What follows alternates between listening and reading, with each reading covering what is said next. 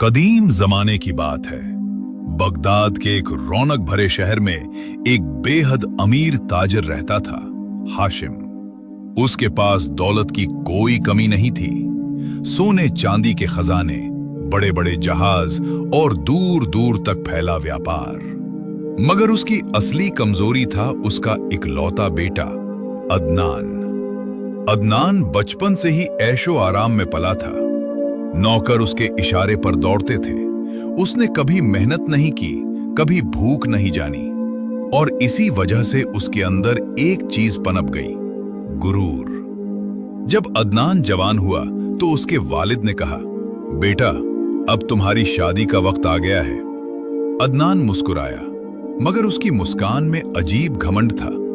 अब्बा जान, मैं उसी लड़की से निकाह करूंगा जो मेरी हर बात माने, बिना सवाल किए। अगर मैंने कहा रात भर खड़ी रहो तो खड़ी रहे, अगर कहा हंसो तो हंसे। ये सुनकर उसके वालिद के पैरों तले जमीन खिसक गई। उसी शहर में एक गरीब मगर इज्जतदार इंसान रहता था, सलीम। उसकी बेटी थी आयशा। आयशा न सिर्फ खूबसूरत थी बल्कि बेहद अक्लमंद भी थी। जब उसे अदनान की शर्त के बारे में पता चला तो उसने अपने वालिद से कहा, अब्बा जान, मैं उसी से निकाह करूंगी। वालिद चौंक गए। बेटी, वो लड़का घमंडी है, तुम्हें दुख देगा।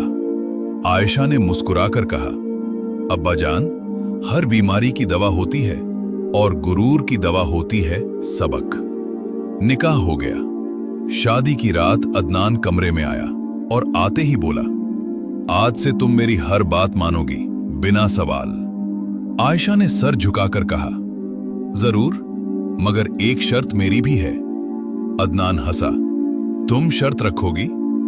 आयशा बोली, हां, आप पहले अपनी कमाई का कुछ खिलाइए, फिर हुक्म चलाइए।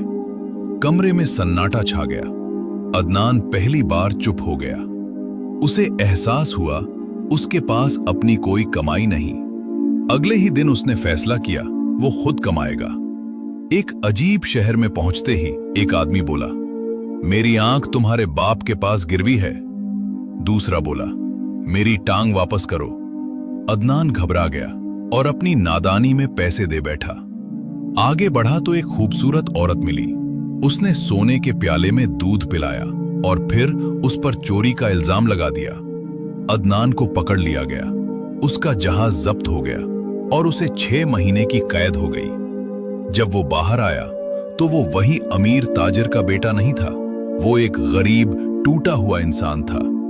सड़कों पर भटकते हुए उसे एक अजनबी मिला। उसने कहा, अगर जीना है तो मेहनत करनी होगी। अदनान मजबूर था। उसने औरत का भेष बनाकर मजदूरी शुरू की। दिन बीतते गए। गुरूर धीरे धीरे खत्म होने लगा। उधर आयशा ने सब समझ लिया। उसने मर्द का भेष बनाया और उसी शहर पहुंच गई। उसने अदनान को देखा, मगर अदनान उसे ना पहचान पाया। आयशा सौदागर बनकर बोली, मेरे साथ चलो, मैं तुम्हें काम दूंगा।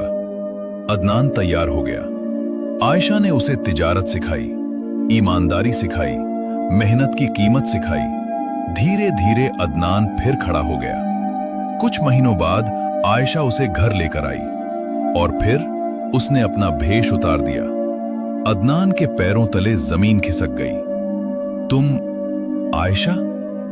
अदनान रो पड़ा। मैं गलत था, मुझे माफ कर दो।